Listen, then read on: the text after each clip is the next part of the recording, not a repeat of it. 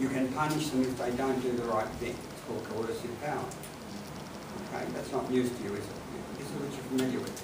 What I'll do as I go through, by the way, I will show you that you could sue just about any school in the world, practically, for what they currently do, which is really sad but true.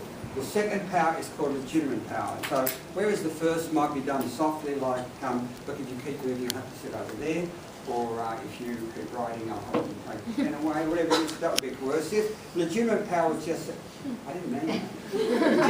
It's much better if you write, because it engages different parts of the brain. So the kind of thing you with legitimate power is, you know, people are using it because the power they have because of their position.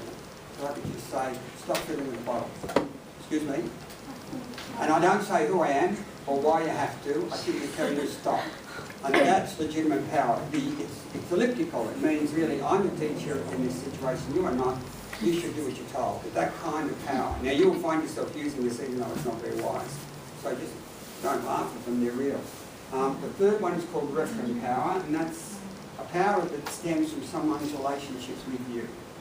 They want to emulate you, they would like to be like you, they want you to like them. So there's an element of social approval and disapproval in there, so there's a little bit of punishment here to that.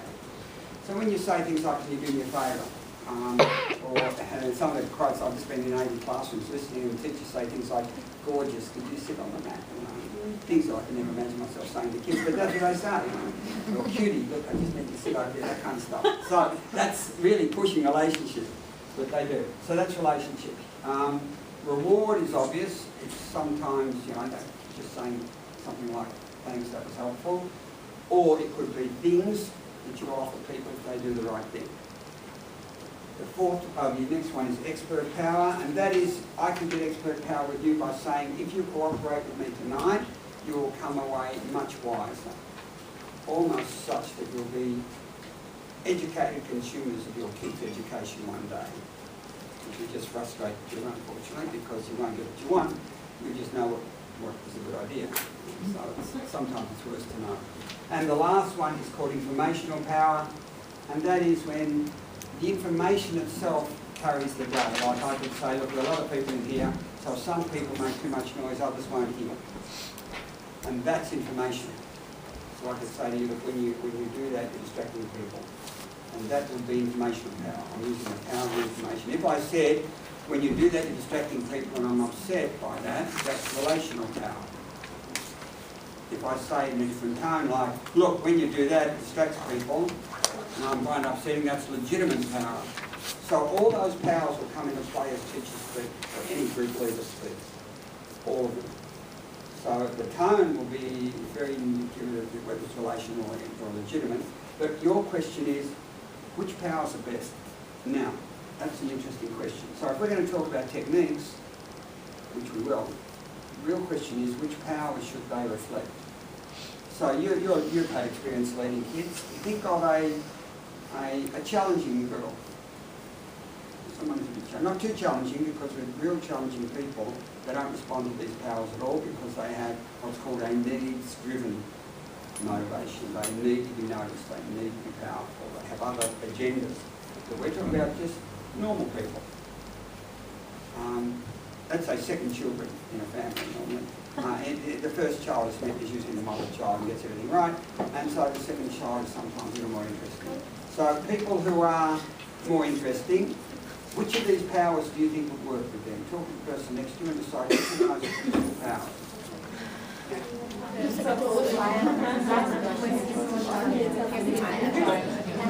It's too big. It only does 10 minutes and I did 20 minutes. I tried for like a week.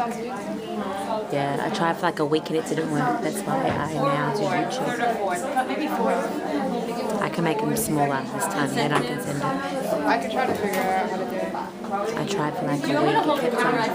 So you know what you can do? Doesn't bother. I can do it. Sure. When you apply power, only three things can happen. This will help you. Only three things can happen. If I want to apply power to you, three things can happen. One, you may resist that. You may just continue. The second one would be compliance. You may do what I want you to do, but you don't believe in it. It doesn't affect you at all. You just do it because you do it, but it doesn't change you. There's no dust. Right? Nothing changes. Just knowledge. You do it. And the third one is commitment. That's when you are transformed because of it in some way. You take on values inherent in the behaviour. You begin to believe it's appropriate not to distract people. That's commitment. Now, if you look at those powers, let's try this. Think of a challenging student. So if someone's challenging, you apply coercive power to that student. How likely is it that you're going to get resistance? Very likely. Very? Very rare. I would say very. Oh no, because Very they're not? from. Or very yes? Very likely. Okay, let's try this. I'll give you 4 choices. Very likely, I'll give you 5 choices. Very likely, not sure, not likely. Very unlikely. So who says very likely that you're going to get resistance? Raise your hand. Who says likely? Who says not sure? Oh. Who says unlikely? And who says very unlikely? A lot of people aren't saying. Which power do you do it? Talking about Coercive. coercive power. Oh. I'll run through it one more time. Yeah, very Coercive power. Who thinks it's very unlikely that you will get resistance? Very unlikely. I'll do what you say. It's Not very, likely. like, unlikely. Okay, who says unlikely? Who says not sure? Who says it's likely you'll get resistance? Very likely you'll get resistance. Yeah. So it's a debate. So someone from the very likely take on someone from the unlikely and explain to them why you think what you think if you think it. I think it depends on the kid. It does. Depends on the punishment. It does depend on the child. We just Well, said you it's a can't challenge. do it. I think if they're challenging, they'll be By the way, when many people speak at once, it's very difficult to hear. That's a hint. I'll teach you about hints. That's a hint.